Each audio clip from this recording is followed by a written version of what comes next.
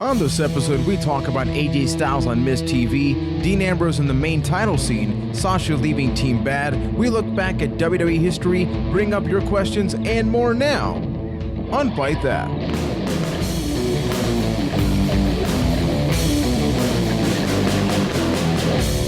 Hey gang, what is going on? You're listening to episode 128 of Byte That's weekly wrestling podcast, a place where we break down the latest happenings inside of the world wrestling entertainment. Thanks for tuning in and checking out the show. Remember, we are available every single Tuesday night on iTunes, Stitcher, TuneIn Radio, ByteThat.com, and if you want this plus different reviews and all of that good jazz, head on over to our YouTube channel, youtube.com/ByteThatCast. We also want to take a quick moment and thank you to everybody that has left a review on iTunes.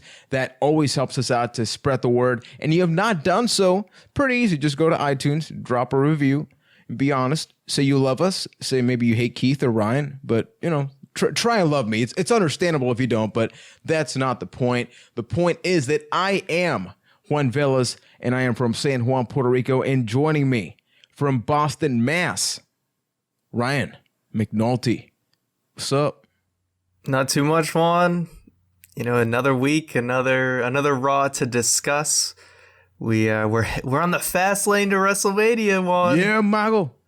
We are on the road to WrestleMania. Unfortunately, this is a two-man show. Keith has some work commitments that he cannot get out of, but he's got to pay those gimmicks. He pays bills. Perfectly understandable. I've had my few share of absences. Ryan, you're still to this day not Mr. No Days Off, but you're almost no days Mr. off. 2 days off, I think. Exactly, close enough. Let's talk about 3. Actually, I think 3. 3, just because I have to be accurate. Thank you, sir. Politically collect, not 100 collect. No. Okay. The gyrating Bullet Club kid. I need to get this off my chest. There were many happenings that happened on Raw. We'll give her traditional overall reactions, but this kid has made me so happy.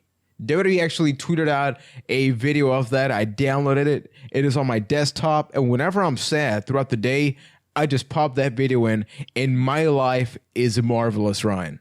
Is it? What do you think? I mean, I thought it was funny for multiple reasons. One, that kid can impersonate Big E's gyrating dance pretty well. I give him a lot of credit. And just the fact that, amidst this whole AJ Styles showing up, all these rumors of the Bullet Club, the fact that him and what looked to be his dad or his brother were in Bullet Club t-shirts, it just kind of added to just the whole effect of it all. And then everybody has a conspiracy theory. Oh, wait, WWE has a Bullet Club shirt on TV. You know what that means, right? It's not going to be the Balor Club. It's going to be the Bullet Club. I think people are looking too much into it. It's just a kid with his dad who had a t-shirt. Wait, Ryan's eyebrows. Well, I'm just saying otherwise. It's not out of the realm of possibility that they were planted there. The New Day pointed them out pretty quickly. It's really it's not unlikely, but it could also totally just be a fan. Well, that kid did seem to have a lot of practice with the gyrating, so I could give that some kind of merit, some kind of credit, understandable there. But Ryan, 3 hours of wrestling happened on Monday nights. What you think of the overall show? Overall, I thought it was kind of a mess show, and I was going into it thinking it was going to be that. And this is what led me to think of an experiment that we need to do, and we need to remember to do this, okay? I want to look from this point forward at the Raw after the pay-per-view. So the second Raw after a pay-per-view. It is my hypothesis that this is always the weakest Raw in between pay-per-views. And I want to recognize it now that I thought this was a relatively weak Raw. So after Fastlane, we got to look at Raw after, the second one after the pay-per-view, see how it is, see if it's weak, and then with WrestleMania and so on and so forth until we get a decent sample size and we can see that maybe this is the week that the writers kind of take a vacation. Yeah, it's the time where a lot of people are catching up to what's happening from the pay-per-view. So you get a lot of the similar matches. We got Ziggler Owens again 2 weeks in a row. That's a good example there. And a lot of the storylines, you see, they're simply just unfolding a little bit. They're not really solidifying anything. We know the main event of Fastlane, right? So what else is there really to do? I agree. I thought it was a passable Raw. It had its funny moments with Goldust, R-Truth. Tyler Breeze made me cry because I've lost just faith on what they're going to do with him. But we got Miz TV, which I'm really looking forward to talking about. So they did hit the nail on the head properly on a couple of things. But overall, I think the show was not something where you need to go back to. If anything, the YouTube clips that they post will largely fill you in on anything people may have missed out. Now, the first topic I want to get to here is regarding the main title picture. Dean Ambrose has really shut up, not just as the IC champion, but he is fully committed to this main event title scene. A lot of people maybe thought that it was going to be Reigns, Lesnar, and there's Dean Ambrose in the corner. But as we saw with Stephanie McMahon and all of these things, he's almost the primary babyface into this triple threat match, and Roman Reigns is sort of being like he's not going to turn on me type of guy.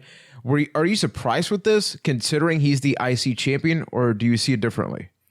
I'm not necessarily sold on that's the direction they're going with. I look at it more like this was the episode of Raw that they were going to put more emphasis on Dean Ambrose, and then maybe next week's Raw is going to go back to emphasizing Roman Reigns. I think they were just kind of giving us a break from it being the Roman Reigns show every single week. And it's like, hey, we got this other guy and we need to build him up to look like he belongs with the other two guys because he's been in the IC title scene. Reigns has been in the main event scene for many months now. Brock Lesnar is always in the main event scene. So let's bring Ambrose up to speed with these guys. I agree. I think it's a good observation when it's sort of the Raw after the pay-per-view Raw. Yeah. Okay, we need to figure out a better name for this. Well, I think the second Raw after a pay-per-view is decent. It's not a short explanation, but that's not a good hashtag. Less confusing. You need a hashtag, Ryan. History shown you got to use the Twitter. Okay, people, tweet us your suggestions for this because we need a better name. We're just going to call it That Raw. Yeah, that Raw. Good call there. Going back to Ambrose, I do like that he's being injected into this. I will continue with my point with last week where I stated that this is also a good way to prevent him from just having another random IC title match at Fastlane, maybe save something for WrestleMania. I am concerned, though, and maybe we can save this for another occasion. I don't know if you want to talk about this now, but what happens after Fastlane. And I know I'm sort of jumping to conclusions, but they're building up the whole, is he going to turn on Roman Reigns? First of all, what happens if he doesn't? And second, what happens if he does, considering the IC title and the main event picture? I mean, it would be weird if Ambrose turned now, and I don't think that's the right move because these are your top two baby faces, and with everybody out, you really can't afford to lose another one. And also, if you have that turn happen, you kind of have to put it on hold until after WrestleMania anyway, exactly. Right? So it just doesn't seem like the right time. I anticipate, even though I don't necessarily like it, that we're going to get a lot of multi-man matches at WrestleMania. I don't see the IC title as being one that's going to escape that. WrestleMania nowadays, they want to give everybody the paycheck. And I understand that. A lot of the roster works hard all year and they all want to get on the show. But sometimes feuds and stuff kind of get sacrificed because you get too many multi-man matches and there's maybe not enough singles matches with good build. Yeah, I think that's a really good observation. And the next sort of thing that's tied up with this is Roman Reigns himself. Going on to Fastlane and then WrestleMania, one of the concerns that we've expressed is if he's the babyface, what if he gets booed out of WrestleMania and all of these things?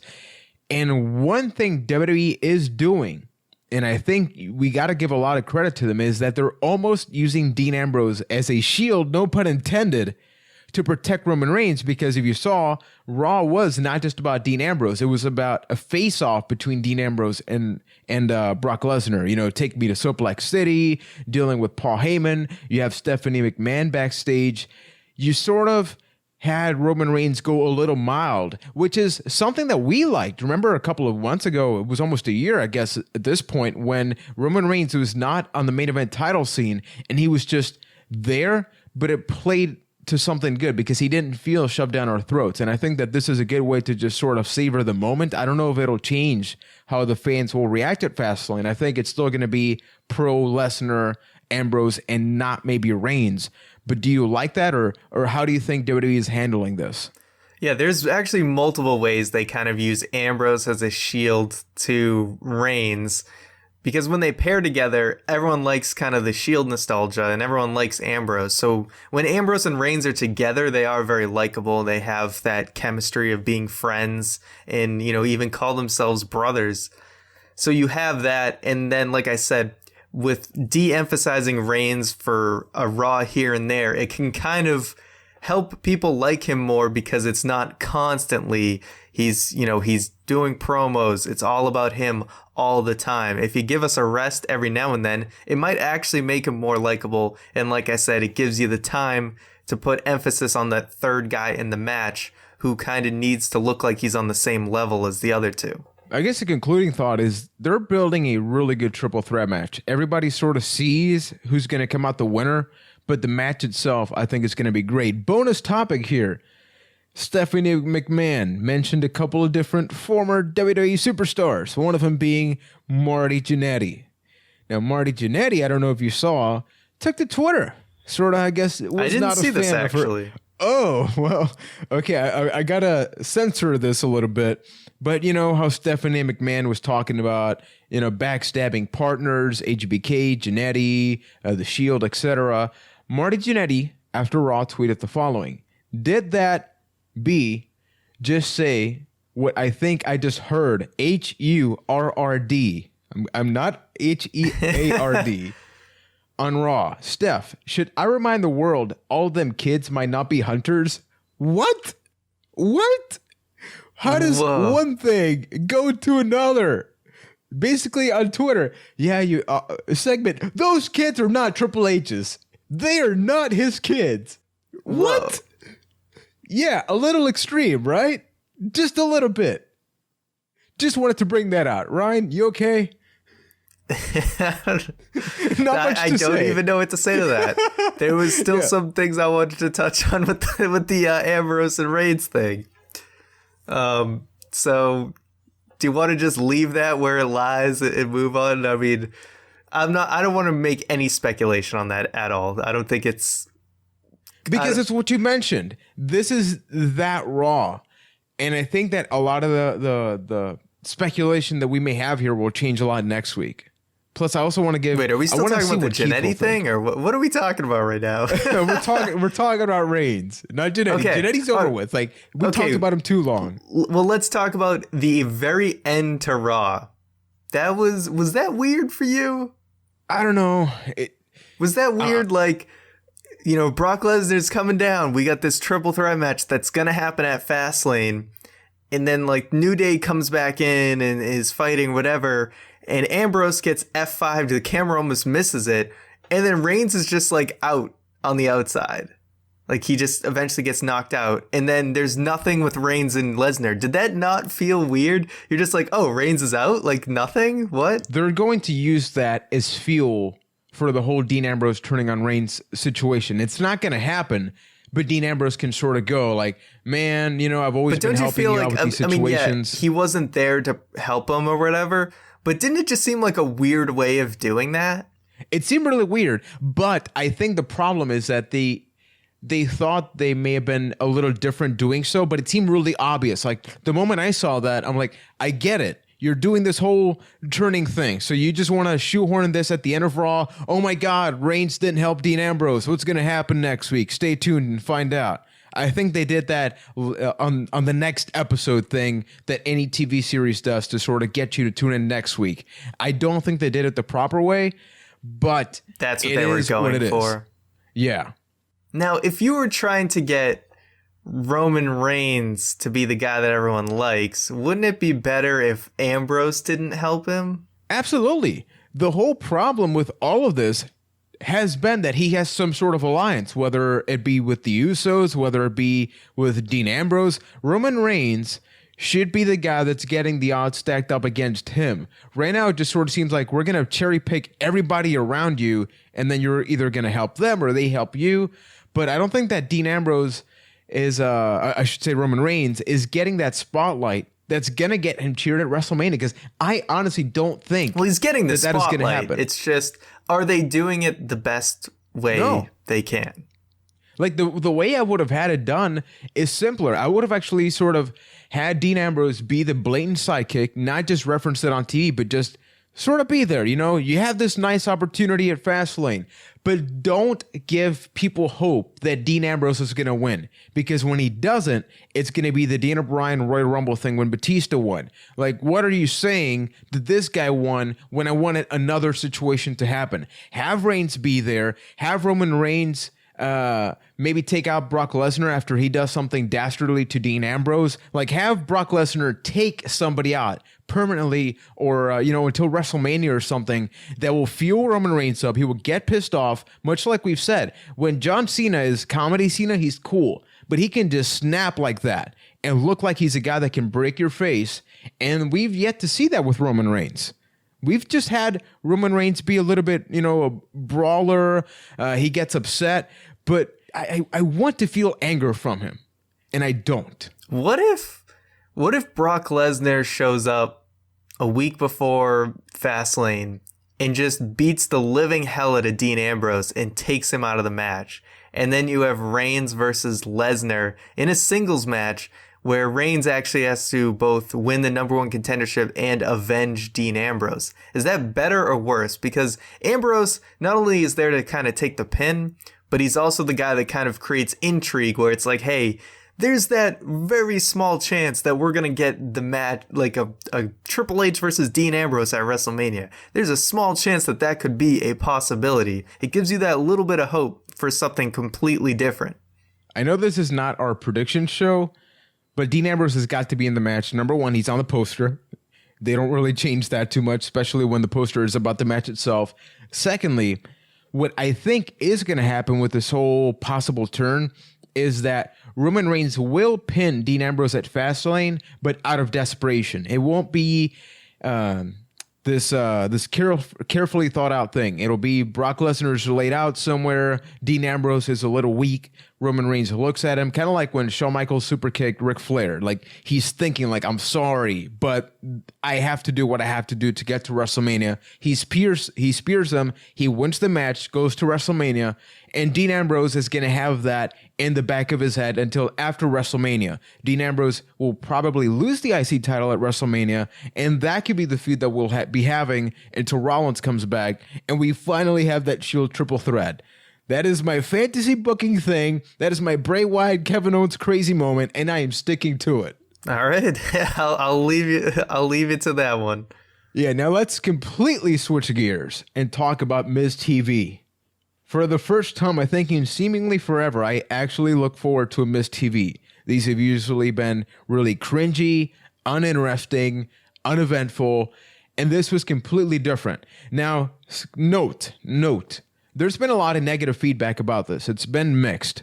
A lot of people are saying, how dare they? Everybody knows who AJ Styles is. How dare they put him in a program with The Miz? He should just be with Jericho or other people on the other side of the fence. And this is where I want to get with you. Or I want to get your feedback, not get with you, Ryan. That's Byte That After Dark, remember? Exactly. They are very much playing into the D-Bry-Miz dynamic that they had in NXT. Do you like that they're treating AJ Styles as an outsider and having The Miz sort of be the gateway to get him introduced to the WWE universe?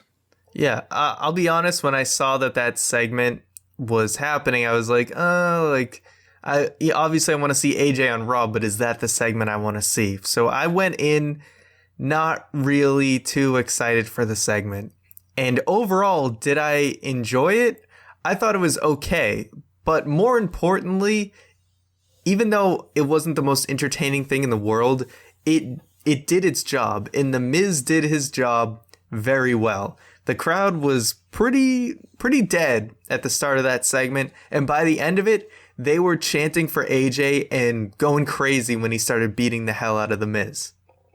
So I thought it was perfectly executed, even if it wasn't the most entertaining segment in the world. And it was a good way to do it. And I think the whole Daniel Bryan thing is a great comparison, because it's a good way to kind of, it infuriates the Smarks, but look what it did for Daniel Bryan. Like that kind of start actually went a long way for him. And I don't even think, I'm not so sure that the Miz AJ Styles thing is some sort of long-term feud. It looks like the Jericho AJ thing is still very much happening based on Jericho's promo, and the Miz is just kind of a stepping stone to that match. Here's the deal, and I believe I sort of brought this up last week. A lot of people don't know who AJ Styles is. And it may get some people worked up, because you think, well, if you like wrestling, and I've read this directly on Facebook comments, how can you like wrestling and not who AJ Styles is? I have friends that are older than me, that are 30-something, have been watching WWE since they were 7, 8 years old, and have no idea what TNA is, what Impact Wrestling is, and let alone who AJ Styles is. So they need to introduce him in some sort of way. Realistically, we know that AJ is not good on the microphone. At this point in his career, I feel confident in being able to say he's not good at it. Not that he's going to get better. He's a 10-plus year veteran. He wrestled in WCW. If he didn't get magically better up to this point, I don't think it's going to change a lot. So how do you work with that? You put him with the guy that people hate the most, both as a character and as a person almost, in a way, because he's obnoxious, with The Miz. A guy that he's a great talker, and this is probably the best segment that The Miz has ever had in years. Not because it didn't have a memorable promo, right? There's not anything that you can be like, man, that was said so well.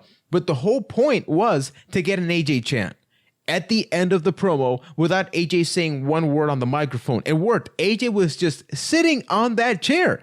He did nothing, and people were intrigued. Why is The Miz not letting him talk? Can he not talk? He's been wrestling so many years. Can he not defend himself? Oh, just punch The Miz. Yeah, do that. They got to the whole point. AJ is a wrestler. Even The Miz saying, that the E is just as important as the W. He forgot the other W, which I got a little worried about. But it got the point across. It made The Miz look great. It sets up a possible feud with The Miz. I think they're just going to have that one-off match on SmackDown and maybe have AJ versus Jericho at WrestleMania or Fastlane. But I love how they're taking care of AJ. First they have the Rumble, then Jericho with the roll-up, then Curtis Axel with the Styles Clash, then now this promo. They're showing you little pieces of AJ slowly, and they're also listening to the audience. What are they clicking with? What are they not? So they know what to work with. So people, he has not been in the company for even 3 weeks on TV. Not even 3 weeks. We can take a little time with this. If the guy took over 15 years to get here, I think we can hold out a couple weeks, right? I think a good compass to gauge where a guy is at is what the commentators are saying about him. And if they're still building him up like he's a big deal, AJ is going to be just fine. I think, they signed this guy to a multi-year deal. He's very marketable with merchandise and all that, well-known. And you're just acclimating the rest of the WWE universe who doesn't know who he is to let them know who he is. It's, they didn't even have the luxury of NXT to kind of get, people who watch the network onto who AJ is. So they have to slowly do this, but I think they're going about it the right way. So everything's going to be fine. And another fact, and I don't like to talk about numbers, but historically, matches are not the highest rated segments. It's stuff like this. And WWE's taking a huge gamble with this. With AJ, if it was my company, I would not even do all of this. Because he could have come out to silence. People don't care about him. He's not tall enough, whatever. And you just built this guy up for nothing. But they're doing it. They're taking a risk. And he is still AJ Styles, people. It is ridiculous. I still get goosebumps thinking about that. The next topic I do want to bring up here is a bit of news regarding the Divas division. Now, we know that Sasha Banks has been injected into the Divas title storyline. We're seeing the ends, finally, of the different teams. We still have Team Bella, even though we only really have one Bella and we have Alicia Fox there. But we still had Team B.A.D. Now, on SmackDown, Sasha decided to go her separate ways. And on Raw, we're getting more of a follow-up with that. What do you think of Sasha Banks now officially being here in the Divas title picture, openly speaking out, that I'm tired of people just sort of getting by me. And now we may actually get the NXT triple threat match, not Fatal 4-Way because sans Bailey, but we may get this. What do you think about that? Oh, we're getting a Fatal 4-Way. Just expect pre-mode to be in there. It's happening. I love that theme song. Yeah. It is 100% happening. I thought She's still not it was there a little yet. Wait, so she left Team B.A.D on SmackDown? Yeah, they had a backstage promo where she was talking about the title picture and all of that. Because it was weird how she came out. She's like, I'm on my own now, all that. And then Team B.A.D comes out and they're like, yeah, we'll still hang around for your match. No, SmackDown's really good. I've watched the last 2 episodes. I know it's a big commitment if 3 hours on Monday nights, but SmackDown with Morrow and everything is legitimately becoming as an enjoyable show as a good Raw is. And you retweeted your tweet. Yeah, I actually got a retweet from Morrow. I marked out last night. Cool Mark stuff. moment over. I think the last biggest retweet we got was from like Scott Dawson. Yeah, but after that, I brought this up, I think a couple of years ago or something. I got to bring it up. One time I got a tweet from a drunk Big Show who broke kayfabe. I called him out on it, and he actually responded to me saying, "Sorry, bro, I'm drunk. LOL." Amazing. From Big Show himself. It's good Sasha stuff. Banks, Ryan. Yes. You happy? You're representing Boston, man. Representing. I know, right? It's good stuff. Your hype level is not there, man. I know. I need to get hype. I need Mojo Rawley. Good hype. Okay. So she's official. It looks like she's officially done with him. It was just kind of weird how she's like, yeah, like we're still cool or whatever. You don't see that in wrestling, but it doesn't look like they're cool at this point with her and the rest of Team B.A.D. Yeah. But good. It's done away with. Sasha's out of that. I love how all the teams are just like, it's just like they break them up. It ended up amounting to not much. Team Bella's sort of still together, but the teams just kind of unceremoniously all broke up. I mean, there was more stuff with PCB, but none of them really ever felt like they were a great group. Yeah, the teams never really added anything because if you look at Naomi and Tamina, they're pretty much still the same as they were before Team B.A.D. With PCB, you know from day one what was going to happen, right? And that was the exact same thing that happened. Plus Ric Flair kissing Becky Lynch. Yeah, I mean, we thought this was going to be at the beginning of this whole Divas Revolution thing. We're like, oh, all these teams, it's going to give everyone a chance to shine. But at the end of the day, it's like the 3 new call-ups and, and pretty much Paige, sort of. But now it's just like the 3 new NXT divas are in the forefront and everyone else is kind of falling behind. But like I said, I think we're heading towards that Fatal 4-Way, at least that fast lane. Maybe we get the singles match. I think a Divas singles match needs to happen at WrestleMania. If they want to legitimize this whole women's movement, a singles match to really showcase what they can do needs to happen with Do you time. see it happening, though? Do I see it happening? No, because like I said, multi-match-mania is going to run wild. Multi-man match sadly. Or multi-person match. And talking about Brie Bella for a couple seconds here, she has not improved a lot. From the microphone to the ring, Nikki Bella became outstanding. Like I thought Nikki Bella was great. Brie's promo skills during that Charlotte thing was painful. Yes, that was middle school play level acting right there. And it sort of diminishes all of this, honestly, because when you look at Becky, Sasha, and Charlotte, each one, I know Keith is not a huge fan of Charlotte here, but all of them, you believe their character. Brie still feels like she is Nikki Bella's twin sister, who is involved in this, especially more now that Nikki Bella's injured.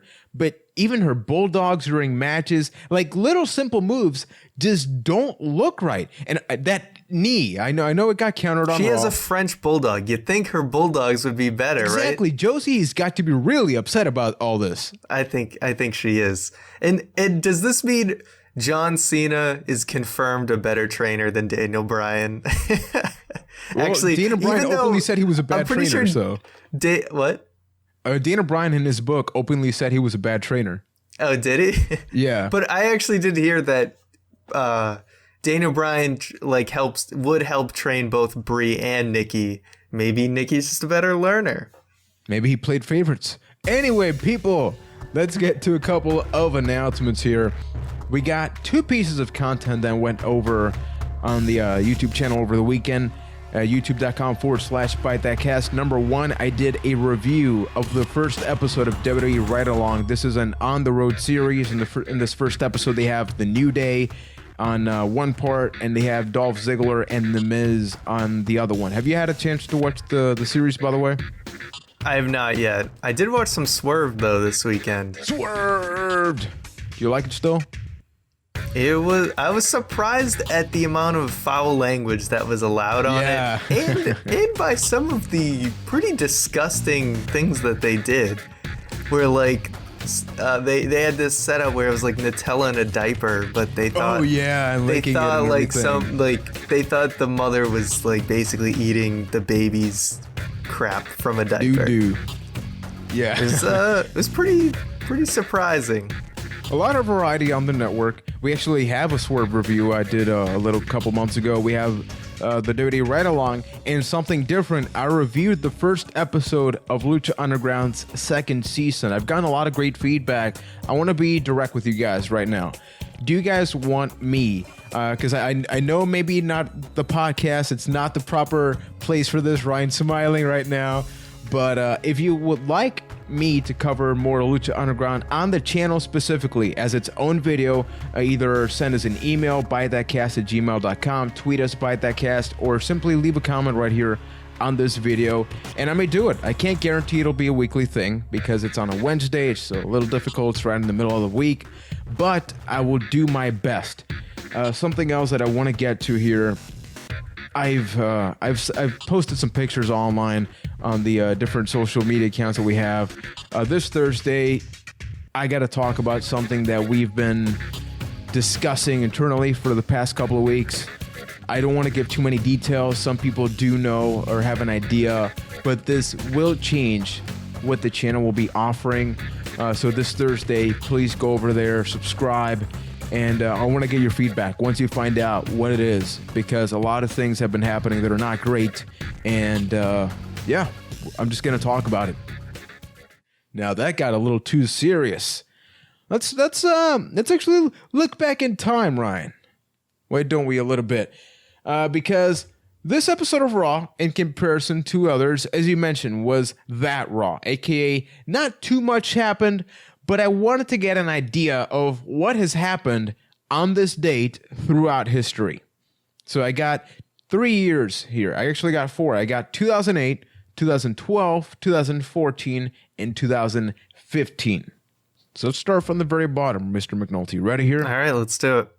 What did we get on the February 2nd, 2008 edition of Raw? I'm not going to give the full card, just a couple of interesting things.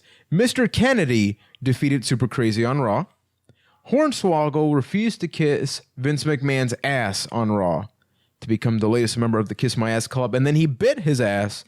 And then on the main event match, we had a triple threat. We had a 6-man tag, I should say. Jeff Hardy, HBK, and Y2J versus JBL, Umaga, and Snitsky. A lot of those names have not been referenced in WWE for quite some time, yes. Ryan. Anything notable here, or are you getting any kind of flashbacks? Do you remember any of this? I definitely remember the Hornswoggle Vince storyline. The main event, I mean, you look at one side of that, and that's like WWE Hall of Fame team right there. Jeff Hardy, Shawn Michaels, Chris Jericho. JBL, obviously, is he in the Hall of Fame? No, he's a future Hall of Famer. Yeah, for sure. Umaga, great talent, and Snitsky. That was ugly teeth Snitsky, right? Like the Snitsky. By 2008, yes, I believe. Yeah, that so, was not because, kicking baby Snitsky. Yeah, that was probably closer to 2004, 2005 was that kind of Snitsky. And Mr. Kennedy, man, a guy who, I mean, he's still going in TNA, right? Is he still with Mr. TNA? Anderson. Yeah. A guy who everyone thought was going to be like a mainstay in WWE and just never came to be. Yeah, that changed so much, and crazy how throughout all this time he's basically kept the same character. He had the situation with Randy Orton. We're not going to talk about it too much because we weren't physically there to really talk about it, but it was a guy with so much potential. I remember I saw Mr. Kennedy when he was Ken Anderson on Heat/Velocity for a couple of weeks. He had like this goatee, and then he defeated, I believe it was Funaki, and that really started his official quote unquote WWE debut. I was a huge fan of him. The whole microphone thing, crazy how just saying your last name twice basically put you on the main roster. He openly talks about that in multiple podcasts. Super crazy. Is another guy that I was a big fan of here in ECW. Had the oddest and most racist or more stereotypical yeah, the Mexicals. Yeah. Mexicals. That was a thing that I cannot believe WWE actually did. 3 Mexicans coming out of lawnmowers. It happened, folks. Now let's get to 2012. On that edition of Raw during this week in February, we had a tag team match. Outstanding tag team match, I may add. We had Cody Rhodes and Wade Barrett take on the newcomers of the Great Khali and Randy Orton in a tag match. Yeah. So I think this was during a time just before I got back into wrestling. So I was not watching during this time. For good reason. Yeah.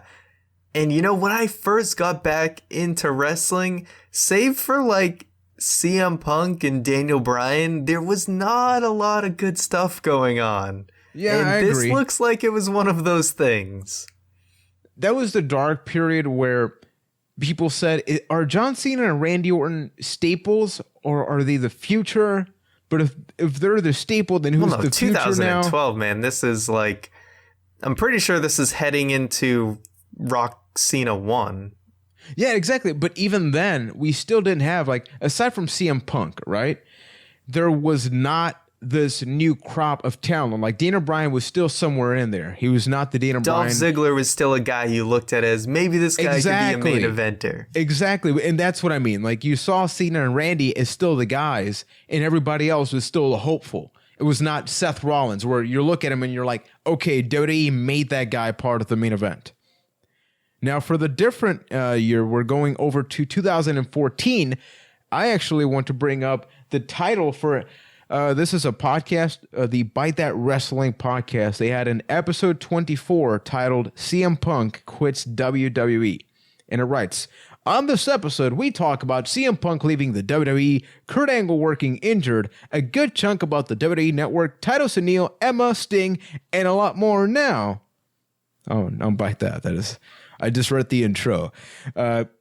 Crazy how now we basically have the official 2 years since CM Punk has left. Because it was post-Rumble, but calendarily speaking, I just made up a word. It's now been 2 years since that happened. Plus, we talked about Kurt Angle working injured. He is now, I believe, left TNA is the whole deal. He had this retirement, this farewell tour. I'm not sure if that's going to lead to anything or if he's just done. But Kurt Angle, man, anything you want to say about him? I mean, the guy, like I said, I think I said this a couple of weeks ago, we were worried about his health in 2006. So the fact that 10 years later, he was still going and he's just now finally wrapping things up. I mean, this guy, I don't know, like he just never stops. And finally he is stopping. And I don't know, like, is he anticipating a short stint in WWE? I wouldn't be surprised if he came back for 1 or 2 matches. That doesn't necessarily mean I think he should. It's like I know he's had a ton of health issues, and I'm just glad that he, didn't nothing major happened to him, because I He's know alive. he's Let's be alive. I'm just grateful. glad that he's alive and he's relatively well, but he was pretty beat up. So, but I mean, hell of a career. I'd like to see him in just a couple more things. I believe you mentioned this a couple months ago, but just one or two matches. I don't want a full run. I just want to see Kurt Angle in WWE one more time, be inducted into the Hall of Fame. Basically, the Sting program. What happened with Sting in WWE is Except what the I whole would like to see injury that. thing. Yeah, exactly. Let's leave that one. Yeah. Off So the maybe not table. exactly like that. The last tidbit I want to bring up is as early as last year, 2015. On this week's edition of Raw a year ago, The Miz fired Mizdow and hired him on the spot as his assistant. And we also had a match between Daniel Bryan and Seth Rollins. The first thing was the sort of concluding moments with this Mizdow storyline. This was when he was just way too over, so the Miz fired him, got him as an assistant. Later on, we got the stipulation match where it was the basically gimmick on a pole match. Whoever won basically kept the rights to the Miz character. Mizdow lost, and here we are. A year later, nothing's happened. He's in pink tights, though.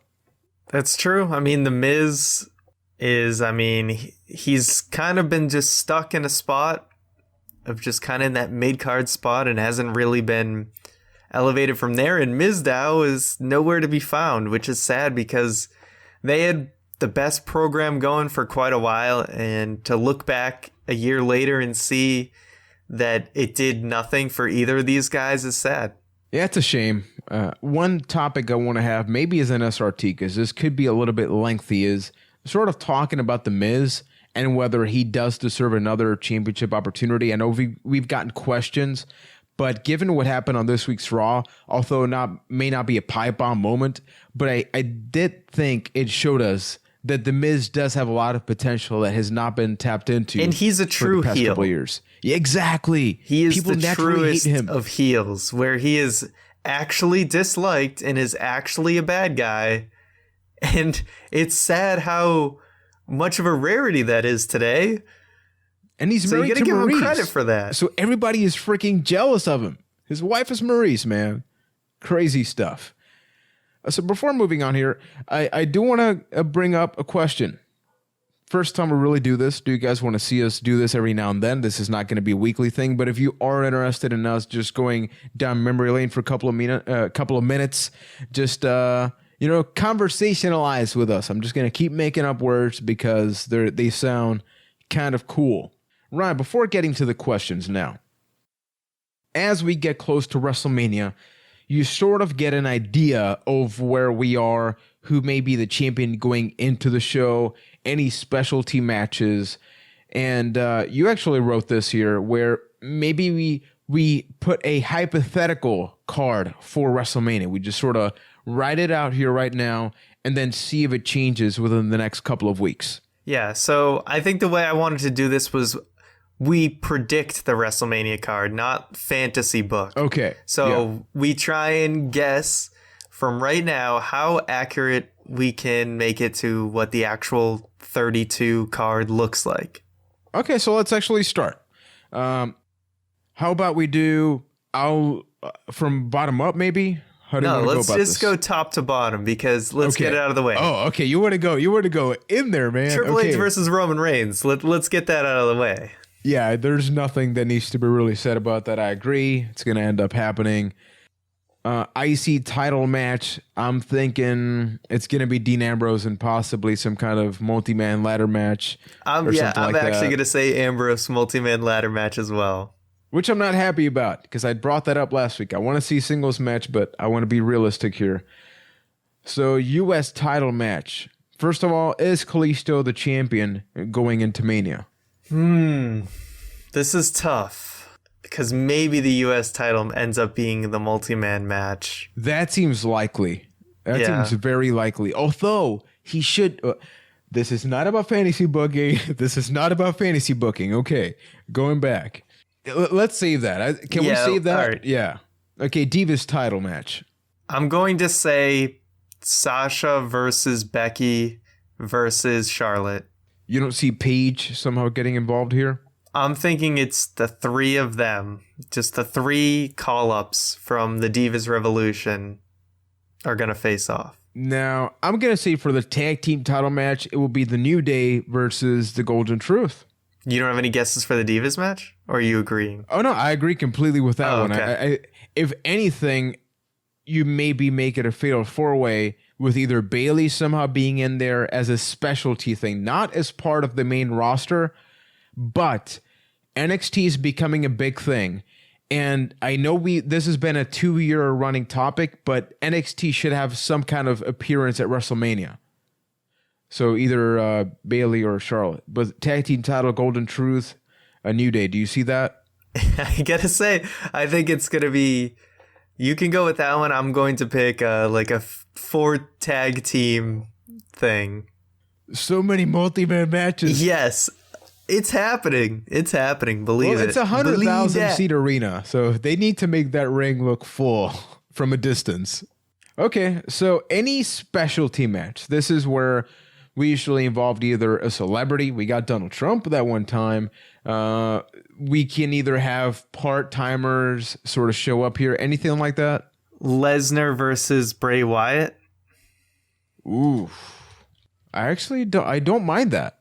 The problem, and this is not the moment, but you know where I'm going to go here, is who wins in that match? Because I don't see Bray winning. Oh, yeah. You know who wins that match. Roman Reigns. Roman Reigns finds a way to win. All right. I'm going to go with that. Okay, but the one match we got to address the elephant in the room is Taker. Is Undertaker going to even have a match at WrestleMania? Oh, he has to, man. It's Texas, right? But is there anybody? Right, it makes sense. But is there anybody? People have talked about Strowman, and no, that is why? That just shouldn't be something that happens. Like, Kevin Owens doesn't seem like a good fit. But it can't be anybody. This is going to sound weird. Not anything against Taker, but at this point in time, it can't be anybody that wants to have a great match. It needs to be somebody that wants to have a memorable moment. Ugh. There's nothing that looks appealing. We're going to have to throw this one to the audience again. Like, who do you guys think The Undertaker can wrestle against at WrestleMania? Yeah. I really don't know. That I legitimately want to see, not from a fantasy booking standpoint, but realistically, how do you have another match that actually means something when even with Bray, you were really just grasping at straws the way they did that. Okay, so I'm going to book one more match, and then I'm going to just go out on a really weird limb with the Undertaker match. Uh-oh. So I'm going to say Jericho versus AJ Styles happens as a singles match. Even if I think they're probably going to get pulled into the multi-man matches. U.S. title, I'm going to go weird and say Kalisto versus Rusev is something that actually happens. That is weird. Even though there is a good chance that the U.S. title is the one that goes multi-man and Dean gets put in a singles match. That's probably more likely, but I'm too lazy to go back and change it at this point. Jericho versus AJ, I agree. I hope that match does not happen at Fastlane. They can have a Jericho-Michaels WrestleMania 19 match, really memorable and two recognizable figures. They have a lot of history, not with each other, but just, their trajectory. Mm-hmm. And I would like to see that play out on a more personal level. Maybe heel Jericho. If they do heel Jericho versus AJ, I am happening. In for that. I think that's almost certainly happening. Okay, Undertaker. I'm going 2 conditions here, okay, or 1 condition, I guess. If Cena does Cena things, I think Undertaker and John Cena could still be on the table. Man, that is some super Cena thing. That's always a possibility. Otherwise, this is probably not going to happen, but it's the only thing I can think of, and I know he's injured too, but Undertaker versus Sheamus, where you do the whole League of Nations thing. It's very unlikely, but I literally cannot think of another person that's even on that semi-upper card level. I don't think Kevin Owens would work. Yeah. And you just have the League of Nations faction thing. That sounds like a horrible idea. I don't think it's the best idea. Yeah. But it is an idea because they can't do Daniel Bryan versus Sheamus this year. One more time. I can't give a pick with Taker because I just be saying a name for the sake of saying it. Just say Braun Strowman. Go out on a limb. Strowman, why not? We want to see that 5-star classic Punjabi prison match, okay? Slash Kennel from Hell. And throw Hershey the Wonder Dog in there somewhere. Why? Because. And Pepper. His remains. Oh my God. No, that was mean. Okay, this got me really in here. Okay, guys, this is usually where I throw it over to Keith. So. Oh wait. Oh, Andre the Giant Battle Royal happens too. Oh, that's wait. a given. That's supposed to happen, right? Yeah, we'll throw that in as a given. Do we want to talk about who wins in that, or maybe save that? Because that's a tough one. We didn't say any winners of anything. So yeah. Okay, so that's ours. If you want to share yours, drop a comment on YouTube or social media. You get all that good jazz. We can't wait to see how wrong we are about everything aside from Reigns versus Triple H. We did write this. It is on the document. Podcast let's think about this though. That's pretty good. Considering going into the fast lane, we only know like one match solidified. There's a lot of ways it could go. And there's a lot of varieties that I actually want to see as opposed to just the main event. Even the main event, I'm curious. Like Reigns versus Triple H, I have no doubt that's going to be a good match. Don't really care about the conclusion, but I am looking forward to the match. Now, Ryan, we do have questions that need to be answered, and Keith is not here. So can the questions happen? Like, how do we get that happening? I got to do the questions? Yeah. I should give you a break. Okay. So if you'd like to send us a question, you can either send us an email at bytethatcast@gmail.com. You can write us on Twitter at bytethatcast. Use the hashtag AskBT, or leave a comment on the podcast YouTube video. It's that simple. It doesn't take 20 minutes, Keith. It's easy. Just do it. All right. So our first question from Mr. Cody Collier asks, who do you think Kalisto should face at hashtag WrestleMania 32 and why? I'm going to say the hashtags. Yeah, of course. Damn it. It is hard. I don't want Kalisto. I don't want multi-man matches this year. I'm all for a lot of multi-man matches. Sadly, as much as I want to say Kalisto versus an AJ Styles or something, which would be crazy, he's going to be lumped into some kind of multi-man ladder match that will feature possibly Kevin Owens. All these guys that we basically didn't put in any of the other matches, they're going to be in this one.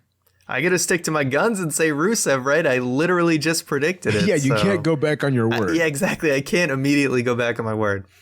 All right. Thank you for the question. Next one from NKBE. Yeah. He asks, is it just me or does it seem like Jericho is slightly teasing a heel turn? I want this to happen really badly. The idea of heel Jericho versus fresh into the WWE AJ Styles match at WrestleMania, I am salivating at that idea. I want that to happen so badly. I want to see, if I see Jericho in a suit again, yes. It looks like it's pretty much inevitable. I'm getting those vibes from Jericho, and that is exactly what he needs because he's done the babyface run for a couple of years now. It's actually been a while since he's been heel. I think since basically his CM Punk feud, he hasn't been heel, so it's due. And I think Jericho knows that as well. Jericho is actually interviewing AJ Styles on this week's Talk is Jericho on Friday. That's going to be interesting. I'll definitely be listening to that. All right. Our next question comes from Robert, and he asks, hi, guys, a question for your podcast. Do you think Brock Lesnar will win a WWE World Heavyweight Championship title in 2016? That's a tough one because I really don't know what Brock Lesnar will do post WrestleMania. This is the most involved he's been in the WWE for years. So it is a possibility. If they keep him on this schedule, which I don't think it will happen, this is very much a everybody's injured, so we need Brock Lesnar thing, then yes. But otherwise, I think he may actually be done as a champion for now, at least in 2016. As far as I know, he had did he sign for 2 years back last year? Yeah, something like that. So is this going into his last year of his contract? Possibly. I think after WrestleMania. I mean, I'm not sure if he's going to re-sign.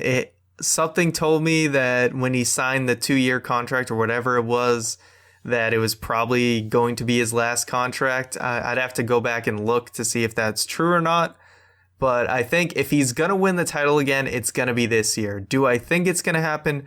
Probably not. But if it is going to happen, it's going to be within the next calendar year. Because anytime after that, it's probably just not going to happen. Yeah. All right. Our next question is from Donnie. And he asks, do you think Donnie. we'll see AJ Styles and Finn Balor unite to form Balor Club? I am super curious at how they are going to do this because it's going to happen at some point, right? Maybe not with AJ being involved directly, but they are going to do some kind of Balor Club. But then is Finn Balor going to be a heel, or AJ and Balor are going to feud to maybe see who becomes the owner of that? I think that will be the more likely scenario. Is going to be some kind of power struggle between, oh, well, you started this, but I made it better. And that's the storyline. I don't think AJ is going to be a part of it. I think Anderson and Gallows are going to come in and be with Balor, and they're going to do their thing down at NXT, and then maybe they get called up as a faction eventually. And then, yeah, maybe they'll feud with AJ, but I don't think they're going to bring much. They're not going to try and shove history from another promotion down your throat. They're going to form it and make it their own thing within WWE. They're not going to have you try and be like, oh, that's what happened there. They're not going to try and like NWO it, you know? Yeah. And even then, WWE kind of did their own version of it, sort of. It started with the original NWO, obviously. But but that's different because WCW and WWE were direct competitors. And what's going on in New Japan is not something they're going to do like a continuation of. They're going to do it their own way. has been way more open to all of this now. Yes, absolutely. They've been way more open. The fact that they're even possibly going to pair Balor with, former Bullet Club members and have it be like a nod is like big in and of itself. Yeah. Never mind them actually trying to recall history of it, at least too much. They'll give it a little bit of, hey, we used to partner all over the world type of thing. Hey, that gyrating kid. Yeah, but it's not going to be like a direct thing. And AJ will most likely not be a part of it.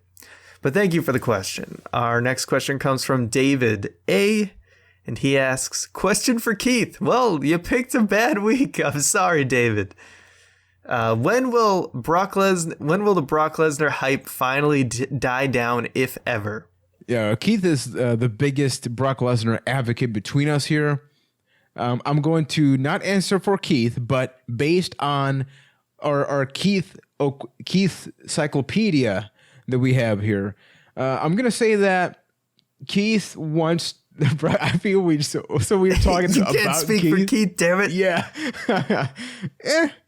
But I think I wasn't it's sure going to be what he meant by the post-WrestleMania. question, but you kind of clarified it for me because I was like, I thought he just meant Brock Lesnar hype in general. I'm like, is there a lot of? Everyone understands Brock Lesnar and what he's about, and he's a big deal and a rare talent. But I think he means how Keith is always excited about Brock Lesnar. Let the man be excited, Yeah. Like, let him have his thing. Be happy. Be ready. Yeah. Be hyped. So, Hype bros. die down, if ever, maybe when he retires. There won't be as much to get excited about unless there's, like, footage of Brock Lesnar killing things on his farm.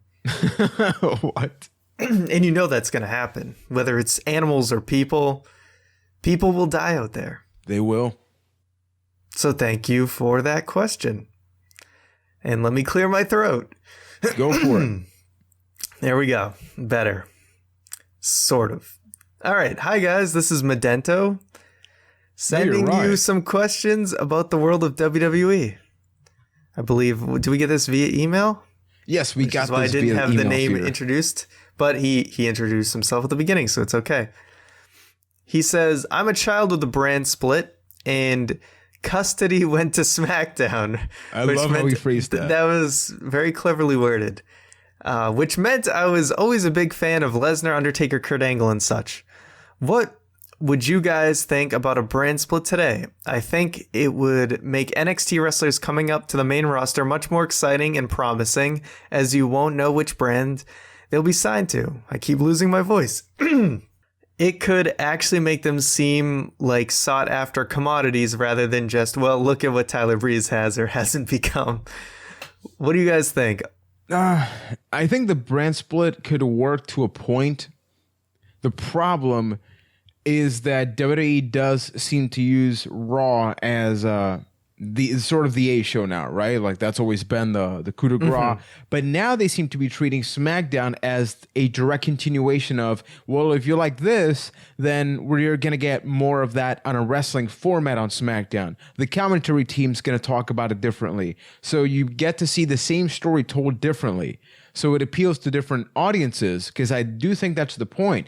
Like, Jerry the King Lawler is heel on SmackDown, something we haven't talked about, and he is freaking great at it. Then you have Morrow, and that storytelling is not the storytelling you will get from, the Raw announce team. So I don't think the brand split is the solution. I do think the real thing is eventually make shows like Superstars and Main Event different, but because they have that international audience, I'm not sure that's going to happen. But brand split, get to a point. Don't think we have the roster for that. Yeah, I like what they're doing with SmackDown. I need to start watching more of it because it seems like they're kind of carving out a niche for SmackDown. And in a lot of ways, it's going back to what it originally started as, where it was important things happened on it, and some of the big guys that were on Raw were continuing their stories on SmackDown. And the focus seems to be getting back to that, although with a slight kind of turn of it being more the wrestling show, whereas the original SmackDown was just kind of like Raw Junior. So I like that they've kind of carved out a niche for it, and I think they're kind of taking some things from NXT to just make it kind of have that feel to it. And I like what they're doing with that. As far as a brand split, yeah, the roster is just not in the right place for that right now. I wouldn't count it out as a possibility down the future, but I really don't want it to happen. I think the brand split was like kind of a necessity when you've just brought in such a huge talent pool from ECW and WCW all at kind of one time. You just had so many people to manage that it was kind of like a necessity. And then slowly, as you didn't have as much of an influx coming in and then wrestlers leaving the company, it got to the point where it was no longer necessary. And I like how there's just one top championship belt. And I think for a casual audience, that's a lot easier to follow. Because I remember when I was in high school, you try to explain wrestling to people. They're like, oh, who's the champion right now? And every time I'm like, well, the way it is now, there's sort of two champions. This guy's the champion on this show and this guy's the champion on that show. And they're like, I don't get that, So you just say Triple H. And keep in mind, SmackDown's also on USA now. So it would be weird that you have a brand split when it's like on the same channel. I don't think that's that much of an issue. It's just kind of, it's a totally different show and a different time slot. I love that it's back on Thursdays. It's back on USA. Like everything's been going right for SmackDown lately. So I'm glad things are trending upward because it was looking pretty bad for a while. Yeah, really was. But anyway, thank you for the question. All right. Our last question from the Wizard of Gore. Did you ever discuss how you feel about fake blood? I'd love a hardcore belt with bloody matches, but not real blood. Just use ketchup in that thing and call it a day. I do think that hardcore matches and those things are cool. Realistically, we sort of talked about this in Square Roundtable on the YouTube channel about blood and wrestling. Do we need it? Chair shots to the head, that combination. All of that sort of piles up together, right? And it's not going to happen, ever. Like in WWE, it's not going to happen in NXT. It's not going to happen on Raw, SmackDown, unless WWE has this corner on the network where you have to hit the M button for mature and you have to fill out a specific thing and they make its own niche product that is hardcore like that. It is not going to happen. Yeah, I don't want to see fake blood. You got to think if they're, like we said on that SRT, we kind of talked about how we felt about blood. When it happens now, it really means something because it's not supposed to happen. And I kind of like how that's the way it should be. We don't want to deal with we don't want wrestlers cutting themselves or whatever. And as far as fake blood goes, how are they, like, is there a good way that they can do that where it's actually going to look good?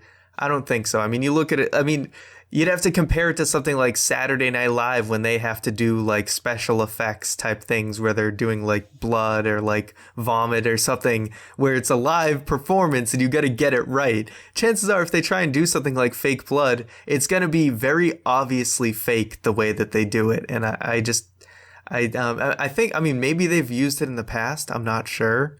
Now, a couple of times they did. I'll never forget. There was one time that Stone Cold did not blade himself, but there was just a cup of blood-like substance underneath the ring. He just pulled up the apron, grabbed it, and like smeared across his forehead, like just blatantly in front of camera. I cried a little bit that day. And thus, my point exactly is if they try to pull something like that, a lot of times it's going to get caught. And even if the cameras do it perfectly, you're still going to get people in the audience who are going to clearly see what's going on. And it just kind of takes away from it. I don't think it's another necessary. layer. Because let's be honest, wrestling fans, not the most positive people. Number one, you're not going to appease or get the hardcore fans happy because the majority of them are going to say, that's not real blood, so why even do it? And then the family crowd may actually believe it's real blood, even though it's not real blood, so you're going to offend them. So it's tough. I get that blood was such a huge thing. As Stone Cold will always say in his podcast, a little color goes a long way in a wrestling match, right? But that is not WWE. It has not been WWE for years. If it happens accidentally, it's with Brock Lesnar or something. Cool. Awesome. Let's appreciate that for what it is. But understand that as much as we may want it, there are other companies that do that. A little too much for me. So thank you to everybody that submitted those lovely questions. Remember, bytethatcast@gmail.com. bytethatcast on Twitter. #AskBT. And for everything else, Mr. McNulty will soothe you with his closing of the podcast voice. Ryan. Thank you, Juan. So yes, thank you guys for tuning in to another edition of the Byte That Podcast. So before I go, reminding you, our YouTube channel, youtube.com/ByteThatCast. Hit that subscribe button if you haven't already. Come on, man. What's the deal? Why haven't you done it already? On the road to 5K subscribers. Yes, help us get there. All right, that means a lot to us, and we appreciate everyone who is already subscribed. One take, baby. We're doing this in one take. So this Thursday, Juan has that video, right, Juan? That video. Tell us again, because I won't do it justice. Honestly, this may make or break the channel. This is some serious cheese nips. And you know the word. You know what I want to say there. And the only way that you're gonna know about the future of the channel is by watching that video and just reacting accordingly. Beautifully stated. And then this weekend, I will be doing a discussion video. If you guys want to drop something in the comments about what you'd like me to talk about, I might just talk about it and maybe some breaking news goes down. Who knows what's going to happen between today and then. And of course, our social media, Twitter @ByteThatCast. You can check out our Instagram, Byte That. You can send us an email, bytethatcast@gmail.com. For everything else, you can go to bytethat.com. So thank you guys for listening, and we'll catch you next week.